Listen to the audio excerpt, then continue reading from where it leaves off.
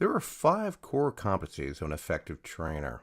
These include assessing performance needs through identifying performance issues that require training and setting benchmarks to measure performance and progress towards the desired goal. Second is designing training by taking the time to address course design, adapt course content to meet learning needs of participants, and align organizational measures and performance outcomes. 3. Facilitate training through presenting an already designed and developed course or training session, which in our series of training will be mostly what you're doing. 4. Supporting the transfer of learning competencies by creating and supervising learning activities and materials that assist participants in applying what they learn in practical ways. And then finally, evaluating learning effectiveness by examining how participants respond to training throughout the training presentation activity, and through providing an end-of-training survey to further gauge training effectiveness. Let's examine each of these individually. Your goal as an instructor is to contribute to the success of your training participants and ultimately to the success of the Help Center. As an instructor, your primary objective is to ensure your participants understand the concepts of your lesson and lectures. By grasping these concepts, participants will have an opportunity to develop knowledge, gain skill sets, and in some cases, change behaviors and perceptions. Keep in mind that course content alone may not accomplish these goals, but your ability to engage your participants effectively will greatly increase their chances for success. As an instructor, your mastery of the subject matter, in conjunction with your ability to deliver an effective lesson, is likely to become a determining factor in your participants' ability to learn and succeed. How people are taught often has as much, if not more, of an influence on their learning outcome than the content itself. That is because the ability of the instructor are, in many cases, a key factor in determining the outcomes of the participant's learning experience. This requires you as an instructor to have a thorough understanding of the learning process before you ever present your first lesson. So what is the definition of learning? Learning occurs when there is a change in behavior as a result of experience. This change is reflected in a person's newly acquired perceptions or thoughts, physical behaviors, emotional reactions, or attitudes. Learning may or may not be directly observable. So how do we assess performance? Well, a good way is the 6 laws of learning. Law 1 is the law of readiness. The law of readiness states that people can only learn when they are physically and mentally ready. Individuals learn best when they are ready to learn, and they will not learn much if they see no reason for the learning experience. When a participant has a strong purpose, a clear objective, and a sound reason for learning, they usually make more progress than a student who lacks that motivation. A student that is ready is willing to participate in the learning process, which makes the instructor's job that much easier. Students with worries or concerns outside the learning environment, or those who suffer personal problems, have little interest in learning and thus may not be ready to learn.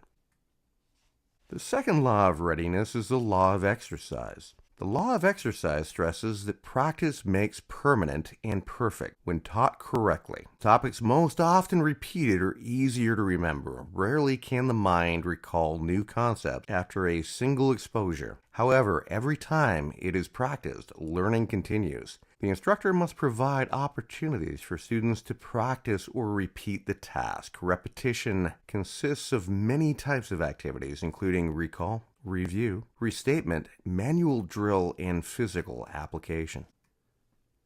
Next is the law of effect. The law of effect involves the emotional reaction of the learner. Learning will always be much more effective when a feeling of satisfaction, pleasantness, or reward accompanies or is a result of the learning process. Learning is stronger when it is accompanied by a pleasant or satisfying feeling, and is weakened when it is associated with an unpleasant experience.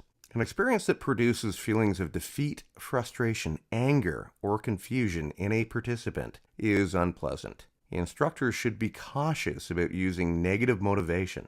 Usually it is better to show students that a problem is not impossible, but is within their capability to understand and solve. Next is the law of primacy. Primacy is based on the Greek word kairos, which is defined as either timely or opportune. Therefore, the law of primacy is an event in learning. This law states that the first instructional event often creates a strong, almost unshakable impression on the learner. For the instructor, this means what they teach the first time must be correct, as students' first learning experiences should be positive and functionally related to the training. If a subject is incorrectly taught, it must be corrected. It is far more difficult, time-consuming, and costly to provide remedial training for a particular subject than it is to take the time to properly prepare for and teach that training correctly the first time. Next is the law of recency. All things being equal, the things learned last will be best remembered.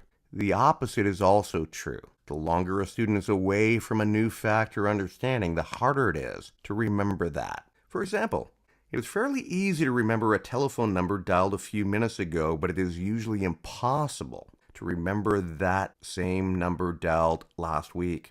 Reviews, warm-ups, and similar activities are all based on the principle that the more recent the exercise, the more effective the performance. Practicing a skill or new concept just before using it will ensure a more effective performance. Instructors recognize the law of recency when they plan a lesson summary or a conclusion of the lecture. Repeat, restate, or reemphasize important matters at the end of a lesson or training session to ensure that your participants remember them instead of inconsequential details. Finally, the law of intensity. The law of intensity states that if the stimulus, that is the experience, is real, a change in behavior, that is learning, is far more likely to occur. A vivid, dramatic, or exciting learning experience teaches more than a routine or boring one. A trainee will learn more from the real thing than from a substitute. Demonstrations, scenarios, and models do much to intensify the learning experience of students. So, course design. Here are some proven techniques to develop and design and conduct a successful training session. 1. Tell trainees what you're going to cover. Introduce your session with a brief overview of the training subject's main points. 2. Tell them the information. In the main portion of the session, explain key points. Go over policies, demonstrate procedures, and relate any other information trainees need to know. 3. Tell them what you told them. Conclude with a summary of your opening overview. Use repetition to help trainees grasp and retain the information. 4. Always explain what trainees are going to see before you show a multimedia portion. This practice creates a better learning environment by guiding trainees to know what to look for and what to remember. Explaining the purpose of the multimedia ensures an effective reception for its information. 5. Use as much hands-on training as possible. The most effective training uses all the senses to affect learning. Demonstrate and apply teaching points to create greater understanding and knowledge of the subject. 6. Test frequently. Tests are most effective when students know they will be quizzed, because they'll pay closer attention to the material. Testing is an objective way to determine whether training achieved its goals. 7. Involve participants. For example, ask participants to share their experiences with the training topic. Many trainees are experienced personnel who have valuable information that they could contribute.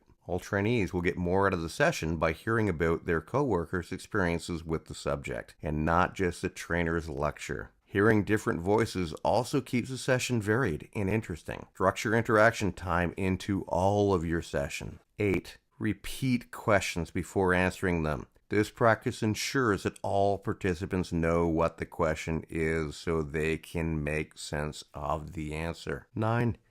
Analyze the session as you go. Always be on the lookout for what works best. When you discover a new technique or method that clicks with the group, note it on your training material so it can be incorporated into the training outline to be used in future sessions. 10. Keep your session on track. Start on time and finish on time. Don't hold up class waiting for late arrivals. Run the class according to the schedule and don't get too far off course. Opening up discussion among participants may lead to some pertinent tangents, but don't let side issues take over. Ask if there's enough interest to pursue a separate session on that topic. but the class needs to stay on session and on the lesson plan. 11. Put yourself in their shoes, or in this case, their seats. Give frequent breaks, especially for half-day and full-day sessions that you're running. Finally, solicit feedback on the training session. Ask your participants, survey your participants, utilize their information to improve the training session. In facilitating training, it's important to understand that there's two main learning theories. There's actually numerous learning theories on learning, but every major theory fits or aligns with one of the two main models we will consider here. The Behaviorist Theory is very traditional and time-honored. Conversely, the Constructivist Theory is more recent, modern, but still well-tested.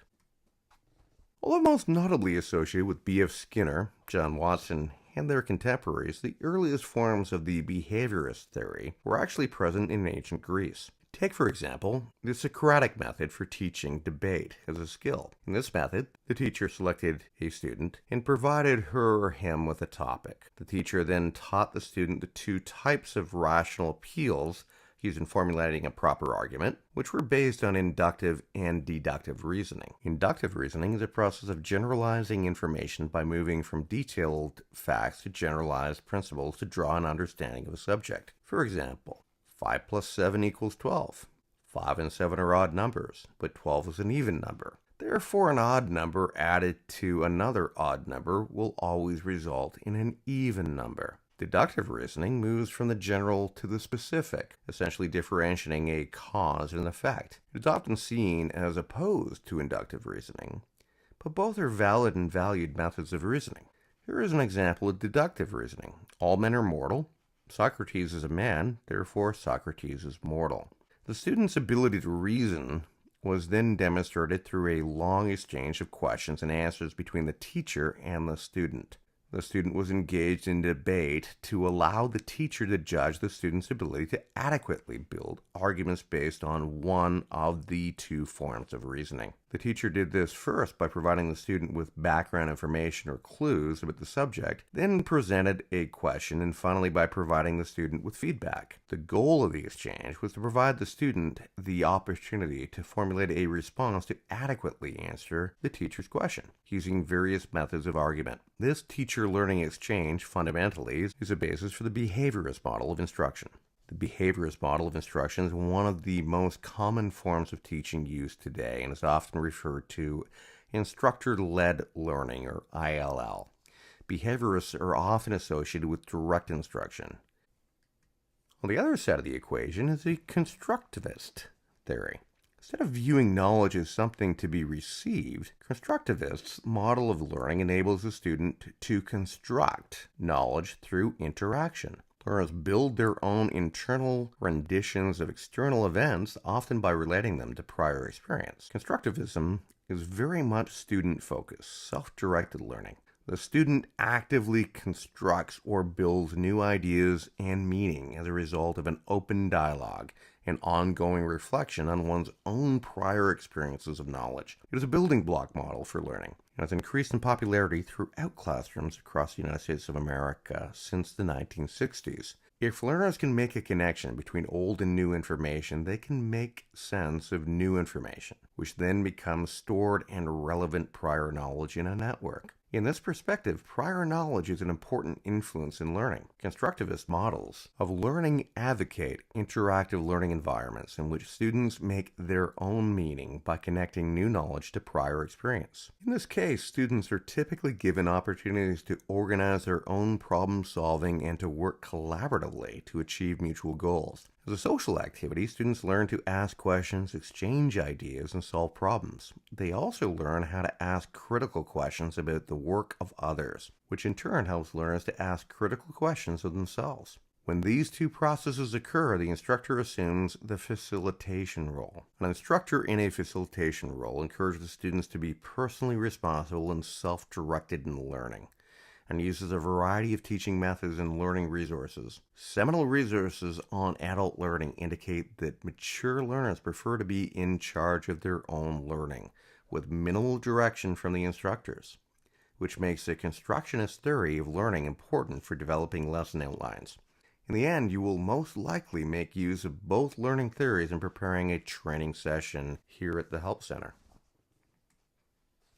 All learning should be meaningful. To make learning as meaningful as possible, you need to understand how students learn. Of the 5 different ways of learning addressed here, imitation, trial and error, association, insight, and transfer, no one particular way is necessarily better than the others, but each will help you transfer learning to your participants. Many will use some combination of these ways of learning in every session you teach. Your understanding of the ways people learn will assist you in helping your students learn and retain the information you present. Transfer is the process of applying past learning to new but somewhat familiar situations. This process is important in training sessions as the training environment can rarely duplicate the actual job environment. Your goal is to teach students the importance of applying their learning on the job. Where possible, provide realistic experiences by utilizing the actual equipment and systems your participants will be using on the job. Testing, scenarios, and role-playing exercises are also very useful tools to ensure knowledge and learning transfer. Insight is the understanding that the whole is more than the sum of the parts. Learning by insight occurs when the learner suddenly grasps the way elements of a problem situation are connected. The term describes a person's unplanned discovery of a solution to a problem, often referred to as the aha phenomenon. The phenomenon results from a mental recognition of ideas and concepts rather than from simple trial and error. Some individuals gain insight more rapidly than others. Individual backgrounds affect each learner's ability to gain insight, as does the sequence in which you present basic learning experiences. To help students gain insight, you must stimulate thinking, use appropriate questions to get their minds working, encourage thought rather than rote memorization by using quotations that require association, comparison, and contrasts. Association is a comparison of past learning to a new learning situation. It is a mental process that serves as a reference point for students. Learners can confront new problems more easily if those new problems contain elements similar to those previously mastered. Use comparisons, contrasts, and examples to reinforce your explanations. Although you will have many opportunities to use associations during your lessons, remember that you will have students with different experience levels in your class. Make sure you use associations to which all students can relate. Sometimes referred to as discovery learning, trial and error is learning by doing. Students achieve success sooner when the proper example is set for them to imitate. Proper examples reduce the number of errors students make, and thus help develop self-confidence. Although mastery of most skills require this way of learning to some degree, it does not involve some hazard. Remember, it can become frustrating if repeated trials don't lead to some success. So build opportunity for success into your training plan. A significant part of what a person learns occurs through imitation. This way of learning begins early in people's lives and lasts throughout their lifetime. Learning takes place even without direct reinforcement of the repeated behavior. Therefore, as an instructor, you must create a training environment for students to observe others, and always strive to set the proper example because you are their role model. Additionally, you need to provide positive reinforcement to students for properly imitated behavior. Much has been written about individual learning styles or preferences, and the ways in which particular styles affect the way we learn or prefer to learn. Just as students have different ways of learning new material, they also have different styles of learning. One person's learning style may not be effective for another person. Hence, learning styles need to be part of your evaluation of training effectiveness. You must be flexible and perceptive enough to use various instructor techniques that appeal to more than one learning style. Varying your instructor technique increases the chances for all participants to master the objectives of the training. Most people have a dominant style of learning, but they use all of the basic learning preferences to some extent depending upon the situation. Let's start by examining David Kolb's Experiential Learning theory that identifies 4 distinct learning styles, which are based on a 4-stage learning cycle. Concrete experience. Many learners prefer an experience-based approach to learning. They rely heavily on their own feelings and personal judgments. Personal involvement is the key for them. They learn best by imitation after watching others take part in role-playing and simulations. They very much like to be involved with the real thing. Concrete learners prefer to watch you demonstrate an operation before they would want an opportunity to try that same operation or work on that system. In active experimentation, learners prefer to learn by becoming involved with the subject and taking an active step-by-step approach. They learn best from small group discussions, structured exercises, and problem-solving approaches. Active learners are experimenters who prefer systematically to try out new skills. A trial-and-error way of learning appeals to them. Such learners would want to figure out the operation before being shown the operation. Reflective operation, on the other hand, provides learners that like to observe and reflect, make comparisons and contrast before drawing conclusions. They learn best from lectures, films, and reading. Reflective learners prefer to play the role of the impartial observer while watching others. They would prefer to watch a trainer demonstrate an operation and would then analyze their observations before attempting the operation themselves. Abstract conceptualization applies to learners who prefer a theory-based or analytical approach to learning. They learn best from lectures by experts, theoretical reading, case studies, and activities that require solitary thinking. Abstract learners like to find the theory behind the subject matter and analyze the approach to discover what concepts are involved. They would prefer to read about the principles of an operation and to analyze the concepts involved in its operation before attempting to operate on that system. Research shows that students learn best and retain information longer when they are exposed to learning situations that include all four learning styles. That research found that retention of information improved dramatically when instructors employed methods designed to involve more than one learning style. Note the following percentages. Abstract learning only led to 20% retained information. But when you add reflective learning to abstract, you gain a level of 30% to make it a 50% retention level. You can add another 20% to that retention to make it a full 70% if you add concrete learning to reflective and abstract. And then if you add active, then you've got a 90% chance of retention to what you have taught and what you are training on.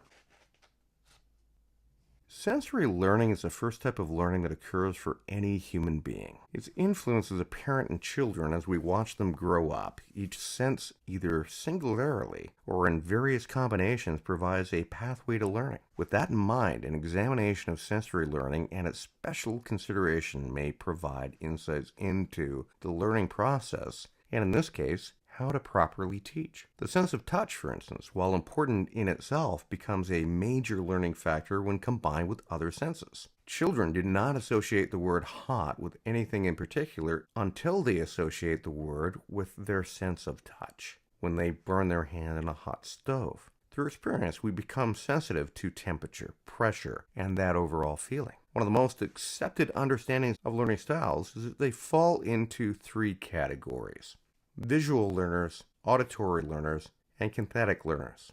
These learning styles are found within educational theorist Neil Fleming's VARK model of learning. VARK being an acronym that refers to the four types of learning styles: visual, auditory, reading, writing, preferences, and kinesthetic. Let's consider each of these types.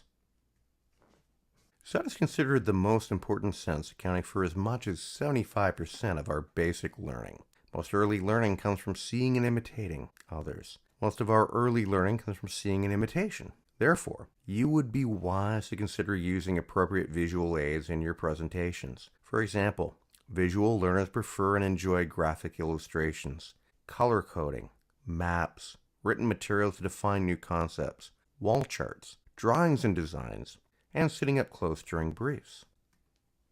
Hearing is the second most important sense, accounting for a large percentage of the remaining sensory learning capacity. Experts differ on a specific number, but the significance of sight and sound together is overwhelming. Your speech patterns and volume are critical classroom learning factors. For example, auditory learners prefer a verbal presentation of new information, a lecture, a group discussion to hear other points of view, fast-paced verbal exchange of ideas, a good joke or a story they can repeat, verbal cues or mnemonic devices to help them remember information, words to accompany a cartoon, and oral reports from working group. Learners with a strong reading-writing preference learn best through words. These students may present themselves as copious note-takers to avid readers, and are able to translate abstract concepts into words and essays. Although it is not normally identified as one of the senses, the phenomenon of kinesthesia is an extension of sensory learning. Think of it as a sensory perception residing in one's muscles, joints, and tendons that give people a special awareness of their spatial relationship within their surroundings. It is actually a blend of all senses, and psychomotor and perceptual skills manifest themselves in people's ability to balance or move with coordination. For example, these learners like movement, hand-on experience to learn, gestures while making a point, role-play exercises over discussion groups, shaking hands when meeting or greeting people, trying new things without a lengthy explanation of the activity, frequent breaks, regular opportunities to change seating or room arrangements. They would rather just do it rather than talk about it. It's been estimated that people only retain 10% of what they read, 20% of what they hear, and 30% of what they see. When those senses are combined, however, retention takes a dramatic leap forward. Those same estimates tell us that when someone hears and sees, retention may jump as high as 50%. That makes a great argument for incorporating appropriate audiovisual media into your instruction. By asking proper questions to augment sight and sound to stimulate thinking, you can push student retention close to 70%. Requiring students to use all their senses in skill training, along with procedural steps and principles, can increase their retention to as much as 90%. That implies a fair degree of mastery learning.